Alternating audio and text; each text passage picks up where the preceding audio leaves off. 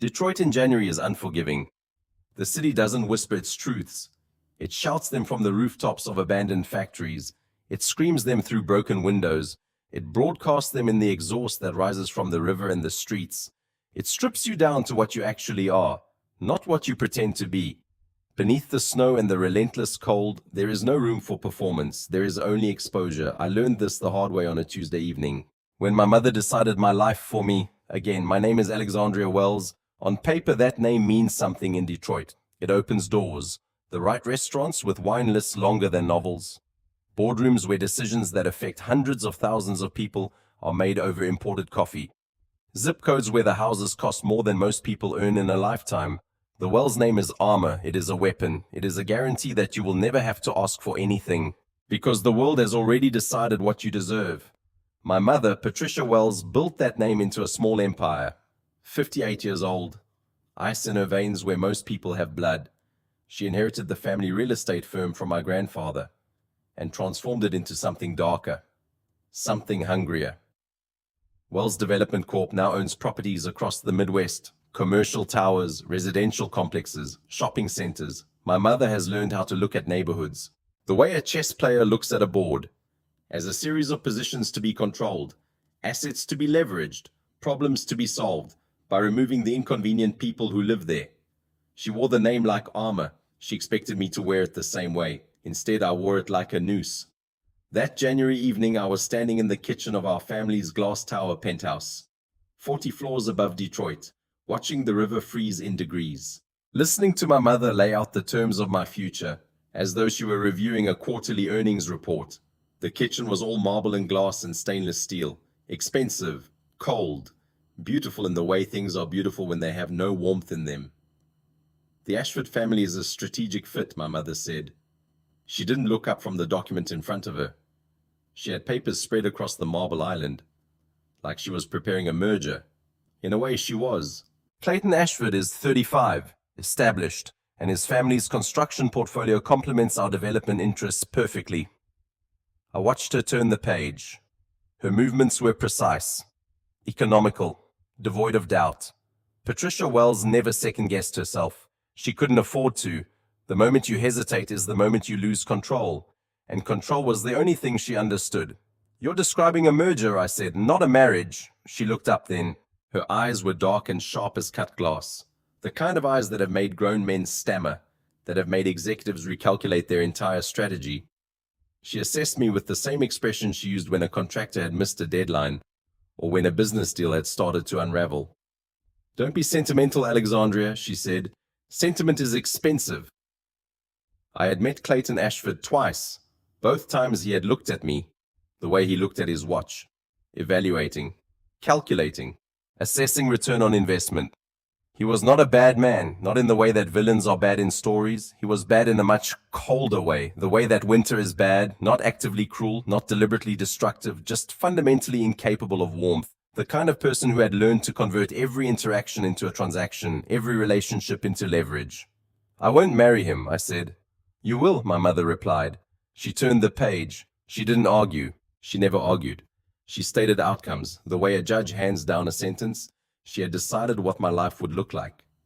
And she had been deciding for so long that she had genuinely forgotten, or perhaps never actually believed, that I might have the capacity to decide for myself. I left the kitchen.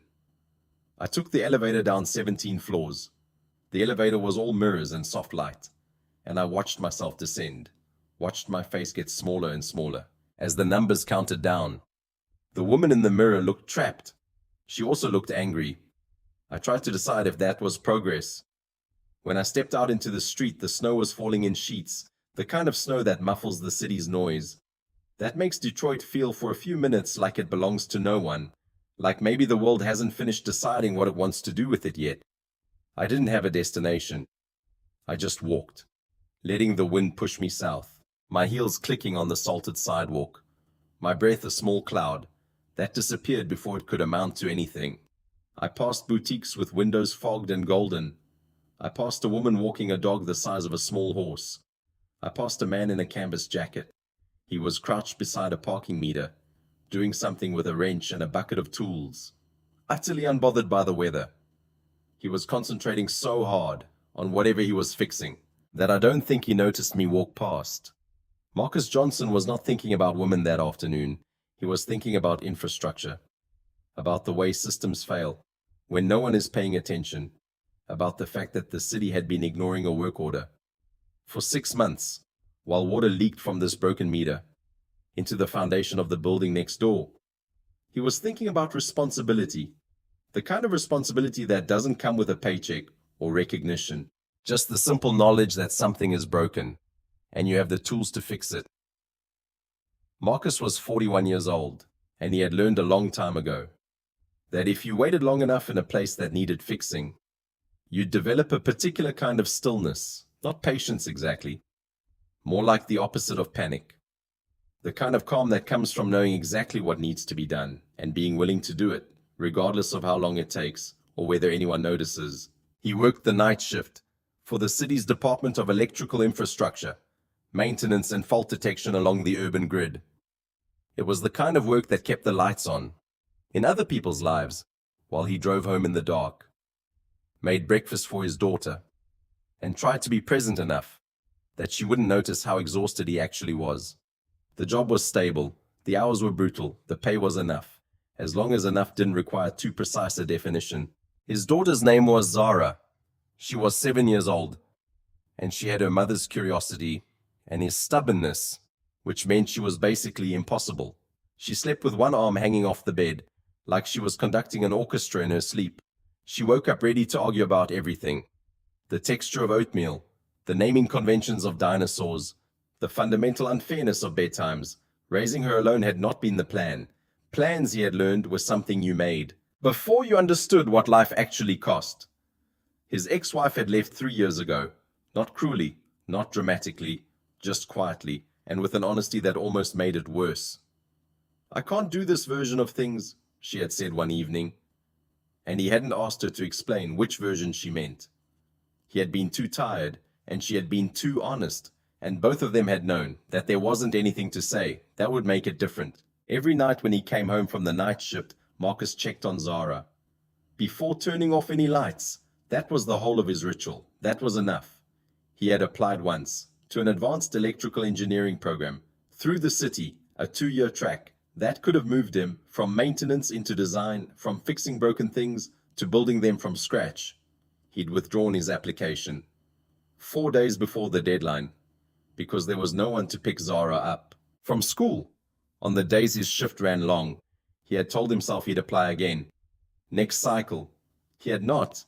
He was in the way of many men who had quietly absorbed too many losses, extremely good at convincing himself that he was fine. But he wasn't thinking about any of that. When Alexandria Wells almost fell on the ice in front of him, he had been working for 2 hours, his fingers going numb, his back aching, completely absorbed in the problem of how to reroute water that had been finding its way into places it shouldn't go. He heard the heels before he looked up, the sharp click, click, click of someone walking fast, someone who wasn't paying attention to the ice. He'd heard that sound 1,000 times in the city. Usually nothing came of it. This time, something did. She went down hard, and his hand shot out, without him actually making the decision to do it. His arm caught her before she hit the concrete, and he registered 3 things in the same moment: that she was expensive, the coat, the shoes, the scent, that she was scared. He could feel it in the small jolt of her body, and that she was looking at him, like she'd never been caught by a stranger before. Up close, she was taller than he'd registered. From a distance, she had eyes that were smart and defensive. At the same time, eyes that had learned to see a threat in almost everything. She was looking at his hand, like she wasn't quite sure if letting it hold her was a good decision. "Careful," he said, and he meant it. The sidewalks were getting worse. The snow was starting to stick. She straightened and looked at him for a moment.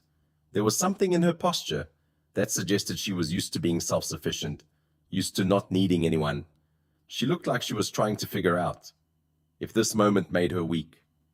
"Thank you," she said, and her voice was crisp, controlled, like she'd practiced politeness her whole life and could deliver it without meaning any of it. He nodded and crouched back down to his tools. He knew what it felt like to be looked at like an outsider, He knew what it felt like to have someone see you and immediately begin calculating how you might be useful or dangerous. He'd learned a long time ago not to take it personally. What he didn't expect was for her to stand there 3 steps away and ask him a question. "Do you work for the city?" she asked. He looked up, wrench still in his hand. "I work for myself," he said. "Plumbing mostly. That meter's been leaking into the foundation of the building next door for 6 months. The city's been ignoring the work order. So you're fixing it on your own?" He looked at her, really looked at her. And something in his chest shifted slightly. She wasn't asking because she was curious about plumbing. She was asking because she was trying to understand. What kind of person stops in the middle of their own life to fix something broken that doesn't even belong to them? "Yes," he said simply. She walked away then. 3 steps, 4 steps. Then she turned back and continued walking. He went back to the meter, back to the wrench, back to the simple problem. That had a simple solution, if you were willing to stay long enough to find it. He thought about her exactly once more that night. The stillness in her posture, the competence that came from actually understanding her own power, the way she'd looked at him, like he was something unexpected. Then he forgot her entirely. In the chaos of picking up Zara from his mother's house, making sure she did her homework, making sure she ate something resembling vegetables, getting her to bed, and finally sitting down with a book he was too tired to read. But in some part of him that he wasn't paying attention to, he was already waiting to see her again. 3 days later, I was in a coffee shop on Michigan Avenue, not drinking my coffee, watching the street outside, and trying to construct an exit from a situation that had no logical exit. My mother's terms were not subtle. She had written them down, which was somehow worse than if she'd just said them. Written words have a permanence that spoken words lack. Written words are harder to argue against. "Marry Marcus Beaumont by Valentine's Day," the letter had stated, "or I will restructure your trust arrangement and remove you from the board position I placed you in." The board seat I'd spent 4 years earning. The board seat, that represented the only real leverage I had over my own financial future. The board seat, that meant if I was going to build a life separate from my mother's empire, I'd at least have some foundation to build on. It was cruel, the way she'd chosen Valentine's Day. Only someone who fundamentally disbelieved in romance could have selected that particular deadline. It was a mockery, dressed up as a date. I had called Diane, my college roommate, because Diane had always been good at seeing solutions where I only saw walls. Diane had listened to me explain the situation, and then she'd said something that I was pretty sure she meant to be unhelpful, but which had lodged itself in my brain like a hook. "Marry someone else first," she'd suggested. "I don't know anyone I want to marry," I'd said. "Doesn't have to be real," she'd said. I'd hung up on her, then I'd sat with it for 2 hours. A marriage of convenience, a contract, something legal enough to block my mother's plans while I figured out an actual solution. She couldn't force me to marry Clayton. If I was already married, she couldn't easily undo a legal marriage without the kind of public mess she avoided on principle. The whole thing was desperate and insane and brilliant in the way that only desperate things can be. The problem was that I didn't know anyone outside my world who would agree to something this strange without wanting something from me that I wasn't willing to give. My world was full of people who calculated every favor. Everyone in my circle knew my mother. Everyone would talk. Everyone would leverage it. It had to be someone outside my world entirely. I was so deep in this calculation, sitting in a coffee shop with cold coffee in front of me, that I almost didn't notice him walking in, but I did. He stood in the doorway for a moment, stomping snow off his boots with the kind of unself-conscious ease that suggested he belonged exactly where he was. He ordered black coffee at the counter. Real conversation with the barista, not the transactional exchange I was used to. Like they actually knew each other. Like he was a person who existed in the world as more than a means to an end. He chose a table across the room and settled into a chair with the comfortable ease of someone who had nowhere else to be. He didn't notice me immediately. He was reading a battered paperback, Meditations, I would discover later, and he had the same quality of stillness that had caught my attention 3 days ago. The same sense that he had decided to be exactly present in whatever moment he was in, and nothing could distract him from that decision. I watched him for 15 minutes, and in those 15 minutes, I hesitated 4 times. He'll think you're insane. He'll say no. He'll want something from you that costs more than money. This is the worst idea you've ever had. The 4th time I talked myself out of approaching him. He looked up and caught me watching. Our eyes met. Across the coffee shop, his expression didn't change. He didn't look away first. And that meant something. That meant he'd noticed me. That meant he was noticing me. Right now. In the economics of attention. That was a power move, and I wasn't used to not having the upper hand. He just watched me for a moment. No judgment in his face. No calculation. Just observation. Then he went back to his book. That was what pushed me over the edge. I stood up, I walked to his table. My heart was moving too fast, which was humiliating. Because this was just a transaction, a business proposal, nothing personal. You fixed the meter, I said. He looked up. He recognized me immediately. The corner of his mouth moved, almost a smile. The building's foundation will stop flooding now, he said. Can I sit down? I asked. He gestured at the chair across from him. And I sat. I wrapped my hands around my own cold coffee cup and looked at him directly. Because if I was going to say what I was about to say, I needed him to know that I meant it. I needed him to see that this was coming from somewhere true, even if the proposal itself was absolutely insane. I need to ask you something unusual, I said. All right, he said, just like that. No caveat, no hesitation, just a simple acknowledgement that unusual things happened in the world, and sometimes you had to listen to them. I need someone to marry me, temporarily. Legally, but temporarily. We'd have a private agreement about the terms, and I would compensate you for the inconvenience. It would protect you financially and cost you nothing, except a few months of a certain level of proximity. The coffee shop noise continued around us. A barista called out names. Someone's laptop keyboard clicked. The milk steamer hissed. But between us, there was silence. He studied me for a long moment. I couldn't read his expression. That was probably intentional. Why me? He asked. That wasn't what I expected. I expected him to say no immediately. I expected to be humiliated. I expected to have to explain myself to someone who had already decided I was dangerous. Because you're not in my world, I said. You don't know my mother, you don't know anyone I know, and because you seem like someone who can keep a secret. I can, he said. Is that a yes? That's a question clarification, he said. Before I answer yes or no, I need to know. Are you in danger? I hadn't expected that either. No, I said. Are you running from the law? No. Is this going to harm anyone? Who doesn't deserve to be harmed? I thought about my mother. She deserved to be defied. She deserved to have her control questioned, but the actual answer to his question was different. No, I said. He looked at me for another moment, and I realized he was making a decision about who I was, based on not just what I said, but whether he believed it. He was assessing my character, the way someone assesses something they're about to stake a risk on. All right, he said finally, I'll marry you. Just like that. I should have felt relieved. Instead, I felt something closer to falling. The courthouse was bureaucratic and efficient, which made sense. Marriage, in its legal form, was just another piece of paperwork. The courthouse clerk, a woman named Dorothy, who had probably witnessed stranger things, but couldn't quite remember what they were, processed our forms with the kind of professional kindness that comes from doing the same job for 30 years. She asked if we wanted the standard vows, or if we had something prepared. Marcus looked at me. I shook my head. We went with the standard vows, which felt like the height of irony. We stood in front of a woman whose job was to make promises real. And we promised things we didn't mean to people we barely knew.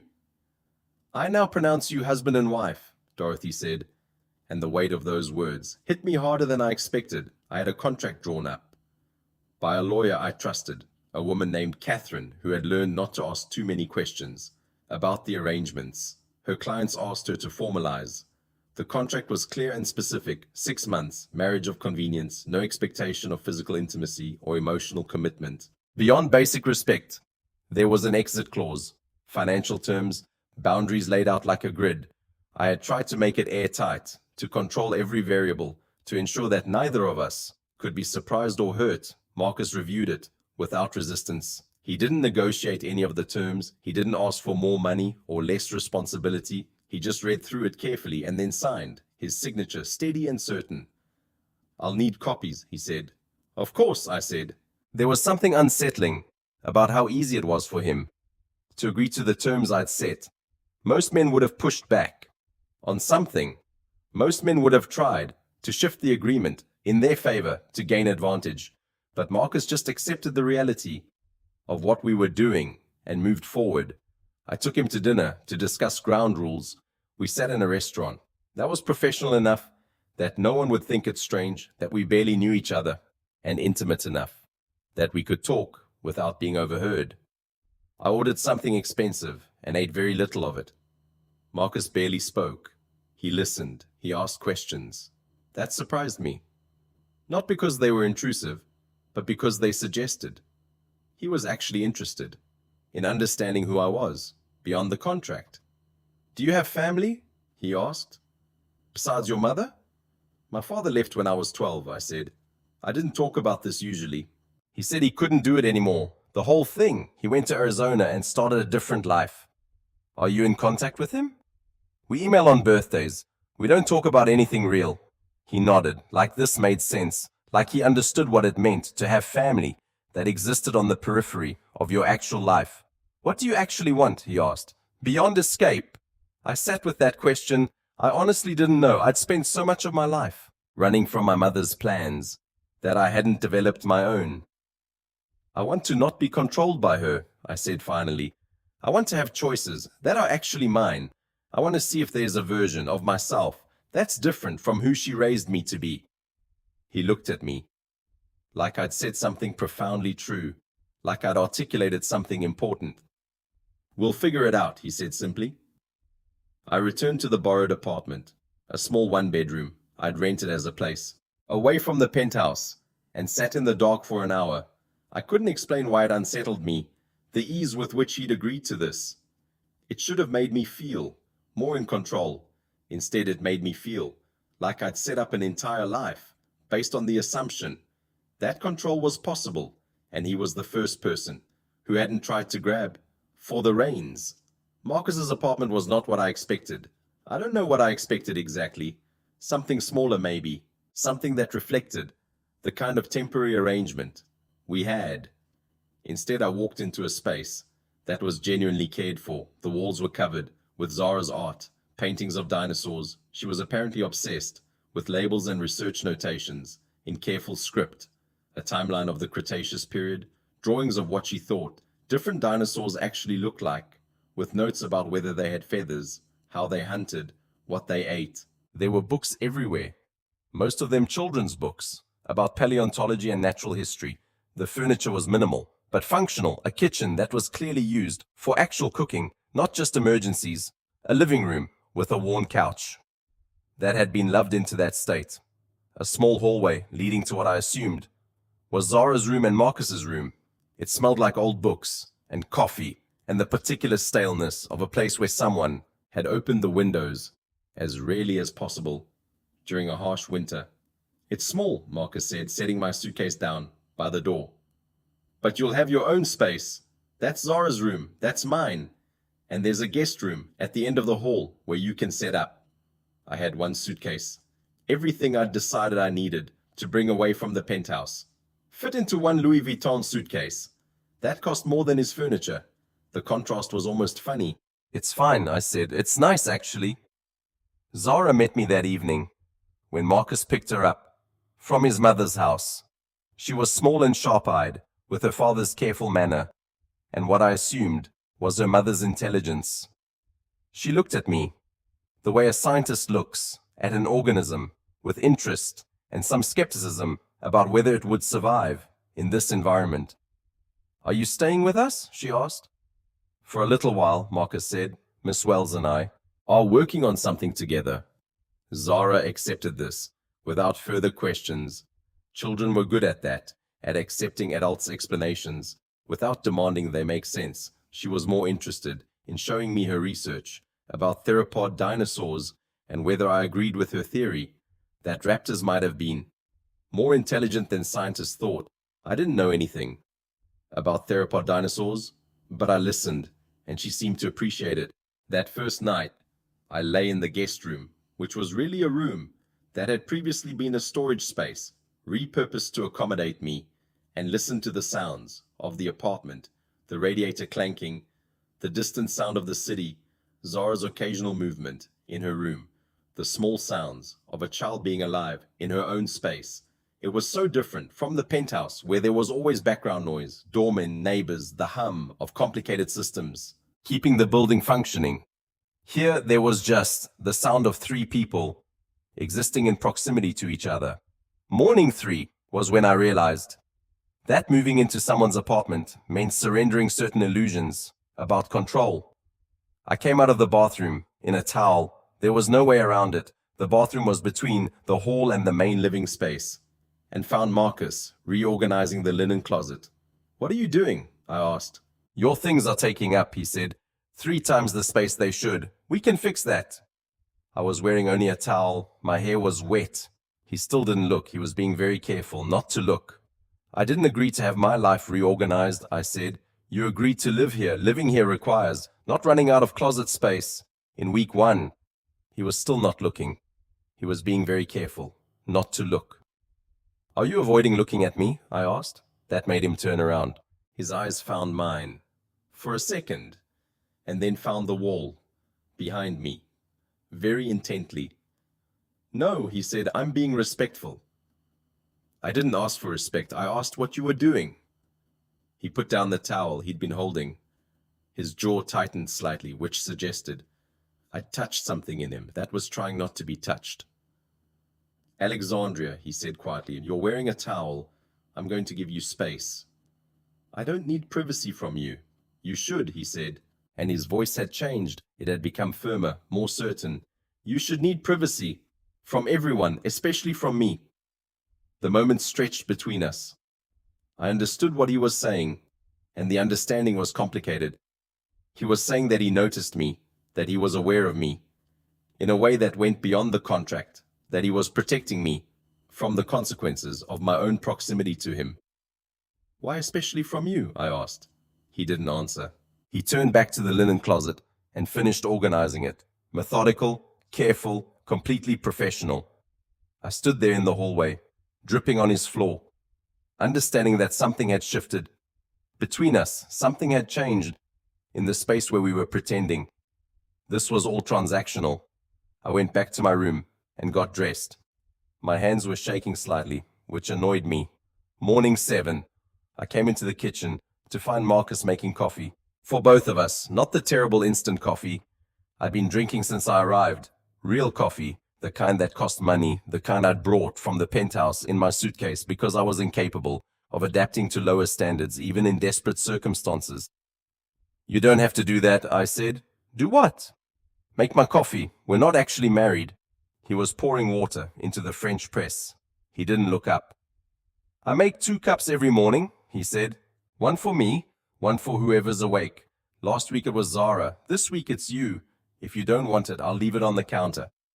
"That's not the point," I said. "What's the point?" he asked. I sat down. I didn't know what the point was anymore. The point had been to maintain boundaries, to make sure that this arrangement didn't become something it wasn't supposed to be. The point had been to remember that we didn't actually know each other, that this was temporary, that I needed to keep some part of myself separate and safe. But boundaries require constant vigilance, and it's exhausting to be vigilant all the time. The coffee was ready. He poured it into 2 mugs, real mugs, not the fancy ones I'd brought, which felt important somehow, and set one in front of me. "The point," I said, "is that we have an arrangement." "We do. With terms." "Correct." "This doesn't feel like terms. This feels like—" I didn't finish. I couldn't quite articulate what it felt like. "Like what?" he asked. "Like you're making a home for me," I thought. "Like you're not trying to fix me, or use me, or turn me into something that fits your design, like you're just taking care of me." "Like it might get complicated," I said. He sat across from me at the small table. Our knees could have touched if either of us had moved. We didn't move, but we were both aware of the possibility. It's complicated, he said. When you want something, you're not allowed to have. It's simple. When you decide what you want and you go after it. Those are your only two choices. Alexandria, complicated or simple? Which is this? I don't know yet, I whispered. He looked at me with those quiet eyes, and I realized he did know. He'd known since the moment I sat down at his table in that coffee shop. He'd been waiting for me to catch up. Then take your time, he said, but not too much time. He drank his coffee. I didn't touch mine. It was too hot, and I was already burning. Night 10. I found him on the fire escape. At 2 a.m, I couldn't sleep. I'd been lying in the guest room for hours, listening to the apartment breathe around me, thinking about his warning, thinking about the line. We were approaching. I came to the kitchen for water and saw him through the window, sitting on the fire escape, reading by the city light. I should have left him alone. Instead, I opened the window and sat beside him. Can't sleep? He asked. No? He closed his book. We were close enough that I could see the constellation of freckles across his collarbone where his shirt was unbuttoned. I'd never noticed them before. I'd been looking at him, but I hadn't really been seeing him. The apartment's small, he said. We need to establish some routines so we're not always running into each other. It was the most obvious lie I'd ever heard. I like running into you, I said. Those words hung between us. They were not part of the contract. They were not what we were supposed to be saying to each other. Alexandria. What? I said. What happens if I like it? Then this stops being temporary, he said. Maybe that's okay. He stood up. He walked to the edge of the fire escape. He didn't look back. It's not okay, he said quietly, because you're vulnerable right now, because you're running from your mother. And I'm the first safe place you found, because when the dust settles, you'll realize you made a decision based on desperation, and you'll resent me for not stopping you. You don't know what I'll feel, I said. I know that I need you to stay because you want to, not because you're afraid to leave. He finally turned to look at me. I need that, Alexandria. I need to know that if you're here, it's because you chose to be. Those aren't different things, I said. Wanting someone and being afraid to leave them. Those are the same thing. That's what love is.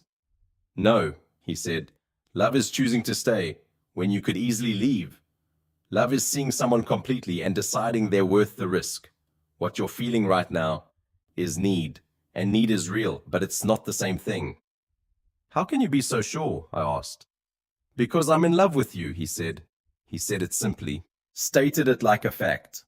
I understood that this was the most important thing he would ever say to me, and I wasn't ready to hear it. Go inside, Alexandria, please. I went inside. I didn't go to sleep. I sat in the dark of the living room and realized that the thing I was most afraid of wasn't my mother anymore. It was that he might be right. It was that I might want him and not be able to trust the reason why. It was that he might love me and I might disappoint him. It was that being known by another person, truly known, required a kind of vulnerability that I'd spent my entire life learning to avoid. I called Diane the next morning before I'd fully thought through what I was doing. I need you to research something, I said. For me, discreetly. What kind of research? Diane asked, which meant she was already calculating what kind of friend move this was and whether she was willing to make it. Property records, Detroit area, last 18 months. Someone's name is Marcus Johnson. Your husband? That husband? Yes, that husband. Diane was quiet for a moment. Then, I'll see what I can find. She called me back. 4 hours later. She had already spent a morning pulling property records, cross-referencing ownership, building a timeline. Diane had always been efficient. Okay, she said, this is interesting. Marcus Johnson, your Marcus Johnson, has acquired 117 properties in the last 18 months. I felt something collapse inside my chest. All in the same areas, Diane continued. Your mother was targeting for development, residential neighborhoods, lower income corridors, all the ones that were supposed to become mixed-use commercial zones after rezoning. He's blocking her, I said. He's more than blocking her. He's buying up the properties and keeping the existing residents in place if the properties are already owned by residents' advocates or non-profits. Your mother's rezoning strategy falls apart. She can't force people out of their own homes. I sat down on the floor of Marcus's apartment. There was a drawing of a Spinosaurus on the coffee table, labeled with careful notes about its feeding patterns. He knew who I was, I said. Yes. When I approached him in the coffee shop, he already knew. He knew I was Vivian Prescott's daughter. Yes. So he knew you were Vivian Prescott's daughter, Diane said slowly. And he still said yes. He still let you into his home. I stopped her before she could finish. What Marcus had done was extraordinary. He had known who I was and what I represented. He had known that my mother was the person he'd been working against for 18 months. And when that person's daughter, had sat down at his table with a desperate and slightly unhinged proposition, he hadn't turned it into leverage. He hadn't mentioned it. He hadn't used it to gain advantage or information. He had just given me what I needed, quietly, without trying to extract a cost. The thing that broke open in me then wasn't romantic in the storybook sense. It was quieter and more fundamental than that. It was a recognition of someone who had made a choice, repeatedly and without announcement, to do the thing that was right rather than the thing that was expedient. I'd been raised by a woman who didn't believe. Those two categories overlapped. I'd never met anyone else who did. I found him in Zara's room that evening, reading to her about Patagonian fossil sites, which was apparently the frontier of her current research. Zara was almost asleep, but not quite. Her small face was tipped toward the page with a focused expression that she maintained, even in near sleep. I stood in the doorway until she finally drifted off, which took about 4 minutes. Marcus came out and pulled the door nearly closed. He looked at me and waited. You've been blocking my mother's projects, I said. For 18 months, you knew who I was, and you never used it. He looked at me very steadily. The quiet in his eyes had deepened. He looked like someone who had been expecting this moment for a very long time. Why would I? He asked. Because you could have. Because I came to you in a weak position, and you had information that would have changed the terms entirely, and you... My voice caught. You didn't say anything. It wasn't relevant, he said, to what you needed. It was relevant to you, Alexandria, not to what you needed. The distinction was important, and I understood that. He was saying that the information about my mother was his burden to carry, not mine. It was something he knew, but it wasn't something I needed to know in order to be helped. You came to me, he continued, because you needed help. What you knew about me, what I knew about you, none of that changes what help looks like. Help is just help. It's not conditional, it's not a negotiation. It's someone seeing that you need something and being willing to give it without trying to extract a price. I looked at him across the dim hallway of his small apartment. The city outside was making its nighttime sounds, muffled by the snow that had started again, the soft, persistent snow that Detroit offered all winter as both punishment and consolation. I discovered the properties, I said. I know you've been buying them up. I know you've been keeping families in their homes. I know that my mother wants to displace people, and you've been preventing that for a year and a half. Yes, he said simply. At first you thought I was an opportunity, I said. You thought you could use me somehow. At first, he agreed. But that changed. When? When you sat down at my table, he said. When I saw how scared you were, when you asked me to marry you like your whole life depended on it. The moment you did that, the strategy disappeared. I stopped thinking about your mother. I started thinking about you. How do I know you're telling the truth? I asked. You don't, he said simply. That's the thing about trust. It's not evidence-based. It's a choice.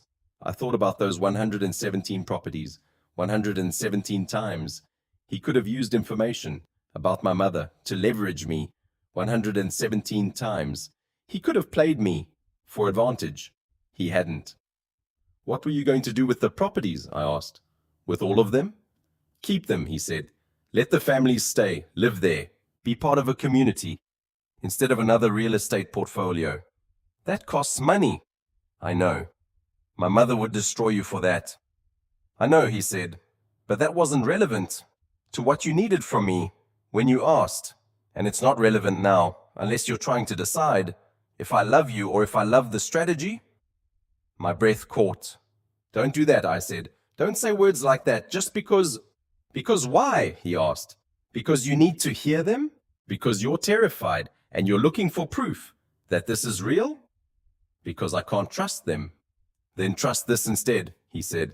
I'm still here. I'm still making you coffee. I'm still asking Zara about dinosaurs. I'm still choosing to be in a room with you every single day. Not because of your mother, not because of property, not because of anything. Except I want to be. I love you, Alexandria. He said it quietly, completely. No wasted space. Like everything else, he said. That's not strategy, he continued. That's the thing that makes everything else impossible. I broke down the next morning in the kitchen while he was making coffee, not gracefully, not the kind of tears that make someone look thoughtful or vulnerable in a beautiful way. I cried like a person who had been holding it together for 28 years and had just realized they didn't have to anymore. I cried like someone whose entire understanding of what was possible had just shifted. I cried into my hands, and then my hands weren't enough, so I just cried into the kitchen of his small apartment while he stood there witnessing it. Imani, he started. No, I said. Let me finish. I wiped my face. I looked terrible, blotchy, red, snot on my face. Like a child, he was looking at me, like I was the most important thing he'd ever seen. I came to you, I said, because I was desperate. I came to you because my mother was suffocating me and I needed to breathe. I came to you because everyone in my world wanted something and you wanted nothing. You just wanted to help. That's not nothing, he said. And then I stayed, I continued, because I was afraid. Because as long as I was here, as long as there was an arrangement and a timeline and an exit clause, I could pretend. This wasn't real. I could pretend. I wasn't choosing you. I could pretend. It was something that was happening to me instead of something I was doing. I took a breath. The apartment was quiet around us. Early morning, the city just waking up. But it's real. And I'm choosing you. And I'm terrified because you're the first person I've ever chosen for myself. And what if I'm wrong? What if I wake up tomorrow and realize I was just running from something instead of running toward you? Then we figure it out, he said. You don't get it, I said. I can't mess this up. I can't be vulnerable to someone and have them leave. I can't. He stepped closer. He reached up and he wiped a tear from my face with his thumb, and the simple tenderness of the gesture nearly undid me completely. Alexandria, he said, I'm not leaving. Not because I don't have a choice, because I choose not to. Every day, that's what love is. It's not magic, it's not destiny, it's someone saying I could go, and I'm staying anyway. How do you know? I asked. I won't hurt you? I don't, he said, but I believe you, and I trust you, and I love you anyway. I kissed him. I didn't think about it. I didn't strategize. I just moved toward him, the way I should have, on the fire escape, the way I should have, that first morning, in the hallway, the way I wanted to, every moment since I'd walked into his apartment and realized that safety and presence and genuine care were things that actually existed in the world. He kissed me back like he'd been waiting for this moment since the day I sat down at his table in that coffee shop. Maybe he had been when we broke apart. He held my face in his hands. No more contracts, he said. No more exit clauses, I said. No more pretending. This is temporary. I don't know how to do this, I said. I don't know how to stay in one place and be loved by one person. I'll teach you, he said. We'll teach each other, Zara called from her room. Are you guys being weird again? We laughed. We actually laughed, and the sound of it echoed through the small apartment like proof. That joy was a real thing. That could happen in a room with Marcus Johnson. I called my mother at 7 in the morning on a Sunday. She answered on the second ring, which meant she'd been awake. Vivian Wells was always awake. Before the world required it of her, she was always preparing, always strategizing, always building the next move. Hello, Alexandria, she said. Her voice had that particular quality it took on when she was assessing a threat. I need to tell you something, I said. If this is about your whereabouts, I already know. Uptown, not one of our properties. I've had the board wondering about your absence. You're creating a distraction when we need focus. Of course you'd hired someone to find me. Of course she already knew where I was. The fact that she knew and hadn't done anything about it yet was its own kind of threat. I'm not coming back to Prescott Holdings on your terms, I said. My voice was steady. If you want my involvement, it's on terms. We negotiate as equals, including the board seat and including my right to disagree with acquisition strategies that harm existing residents. If that doesn't work for you, I'll build something separately. Silence on the other end. The first real silence I'd heard from her in years. Explain, she said finally. I want the board seat, but not as your heir, as my own director. I want veto power on any acquisitions that would displace existing residents without adequate relocation support, and I want that in writing. That would change our entire acquisition strategy, she said. Yes, I said, it would cost us millions. It would cost you millions, I corrected. It would cost me sleep. It's an even trade. I could hear her breathing, measured, controlled. She was processing, calculating, recognizing that something had shifted. I'll need to restructure, she said, the deals that are already in process. Then restructure them. What change? She asked. I met someone. The plumber, she said flatly. Another pause. She knew about Marcus. Of course she did. She had probably had him researched, his background pulled, his financial situation assessed. She had probably decided that he was beneath me and that this was a temporary delusion. His name is Marcus Johnson, I said firmly, and before you tell me how he's wrong for me, or how this is a mistake, or how I'm throwing away my future, I want to say this. I don't care. I don't care what you think about him. I don't care if you approve. I don't care if you remove me from the board entirely. Alexandria, I do care, I continued, about being the kind of person who can look myself in the mirror. And I care about being the kind of person he can stay with, and right now I'm not. Right now I'm the kind of person who uses his apartment as an escape hatch while other people lose their homes. I'm becoming you, and that terrifies me more than losing money ever could. The line was quiet for so long, I thought she'd hung up. The board seat, she said finally. Terms can be negotiated. It wasn't an apology, it wasn't a capitulation, it was a door, opening approximately 1/4 of an inch, which for Vivian Wells was a seismic event. It was her way of saying, I'm listening. It was her way of admitting that she'd lost leverage. It was her way of acknowledging, without actually acknowledging it, that I was capable of making my own decisions. Tuesday, I said, somewhere other than the club. Fine, she said, call my assistant. Vivian, I said, and it was strange to call her by her first name instead of Mom, like we'd suddenly become adversaries. Who could be honest with each other? That's not your style.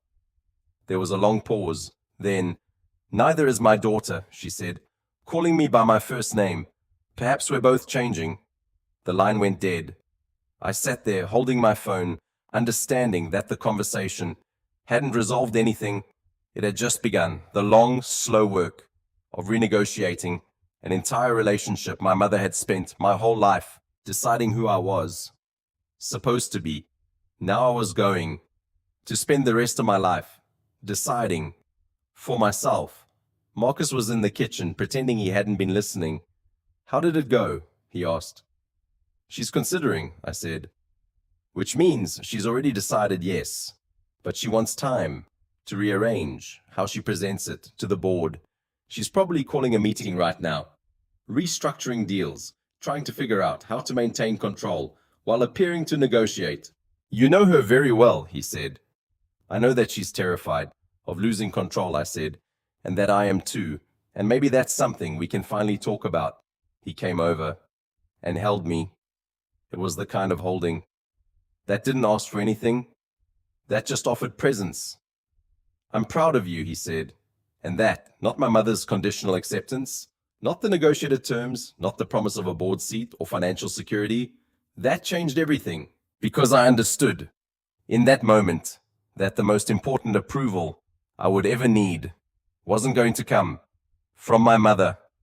It was going to come from myself, validated by someone who loved me enough to witness my growth and be genuinely happy for it. Zara came out of her room, rubbing her eyes. "Are you guys being weird again?" she asked, which was becoming her go-to assessment of adult behavior. "Yes," Marcus said, "very weird." "Can you be weird later?" she asked. "I need breakfast." She said it with the practical certainty of a 7-year-old who had learned that emotional processing was less important than proper nutrition. We laughed, and the ordinary moment, parent, child, woman, standing in a kitchen in a small apartment in Detroit, felt like the most important thing that had ever happened to me. Winter morning, snow falling steadily outside the window.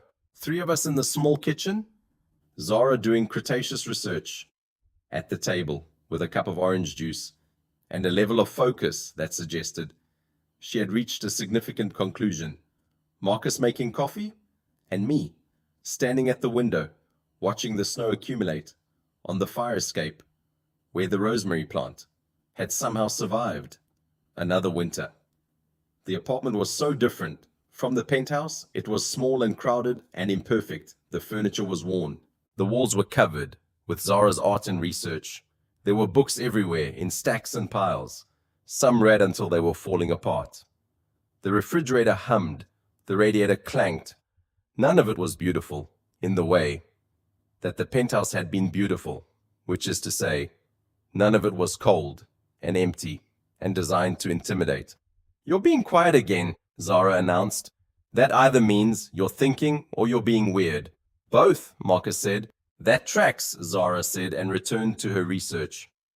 My phone buzzed. A message from Patricia's assistant. "Board meeting scheduled for next Thursday. Preliminary terms for discussion. Displacement relocation protocol. Tenant advocacy review. 3-year acquisition pause on the lower income corridor." It was more than I'd asked for. It was also likely a test to see if I would come back to Prescott Holdings or if I'd meant what I said about building something separately.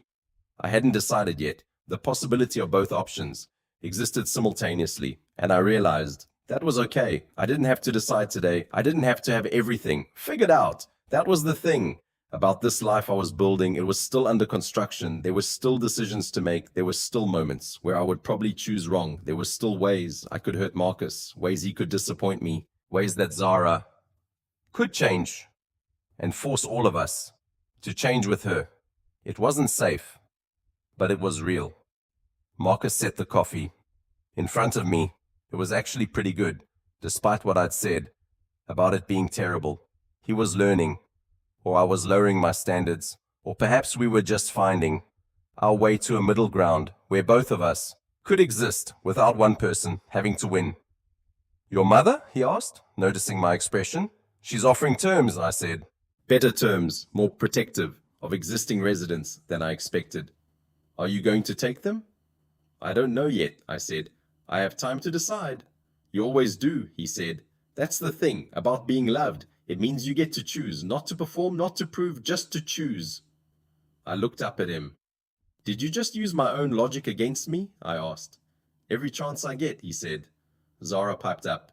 "Are you guys about to kiss again, or can I eat breakfast?" "Eat breakfast," Marcus said. But he was still looking at me with that particular expression that suggested he was not entirely capable of looking at anything else. "Quickly," I added, "your dad's coffee is actually terrible, and I'm wondering if this relationship can survive that." "It can't," Marcus said solemnly, "but I'm making it work." Out of sheer stubbornness, we moved into the rhythms of a normal morning, Zara updating us on sauropod evolution versus ornithischian diversity. She had decided that Patagonia won for sauropods, but Montana won for ornithischians, which meant they weren't really comparable. Marcus pretending to understand and care. He didn't. Me realizing I was laughing more than I'd ever laughed in the penthouse, outside, Detroit pressed against the windows in snow and cold. And that particular brutality, that strips everything down to what matters. Inside, we were warm. I stood at the window of the small apartment on Calumet Street watching the snowfall in the kind of steady way that only Detroit snow falls, like it has a point to make, and it's going to make it, whether you're paying attention or not. I thought about the parking meter, where I'd fallen, where a stranger caught me and didn't ask for anything in return. I thought about the coffee shop, where I'd sat down and asked the most insane question to another stranger.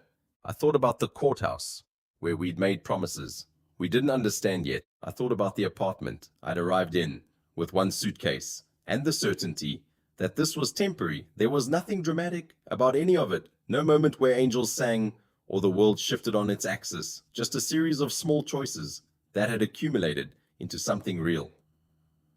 I thought about my mother. In her office, probably restructuring deals, probably trying to maintain control, while appearing to negotiate. I understood her now, in a way I hadn't before. She was terrified of losing control. Because control was the only way. She knew to stay safe. She had built an empire out of fear, and now that empire was all she had. I didn't want that for myself. I wanted something different. I wanted a life that wasn't about control, but about presence. I wanted to be known by another person and to know them in return. I wanted to build something with Marcus that wasn't a transaction, but a genuine collaboration. I wanted to help raise Zara in a world that was different from the one I'd grown up in. What it felt like to be exactly where you were supposed to be. It wasn't magic, it wasn't destiny, it was choice. Someone who'd keep choosing you, and the willingness, terrifying and beautiful, to choose them back. Detroit in January was still brutal. It still stripped everything down to its bones, but what remained? When the artifice fell away, what remained was real. Being loved by one person, loving them back, raising a child together, not because it was perfect, but because it was true. Not because we'd figured everything out, but because we decided to figure it out together. There was nothing dramatic about it. No announcement, no ceremony, just a kitchen and a child and a man pouring coffee, and the ordinary, extraordinary fact of having chosen with my whole self where to stand. The rosemary on the fire escape had survived another winter. That seemed important somehow. That something could be delicate and fragile and still persist, still choose to grow even in the harshest conditions. That seemed like a metaphor for something. Or maybe it was just rosemary. I turned from the window and watched them, Marcus and Zara, arguing about whether sauropods were actually as intelligent as theropods, both of them completely confident in their completely different opinions.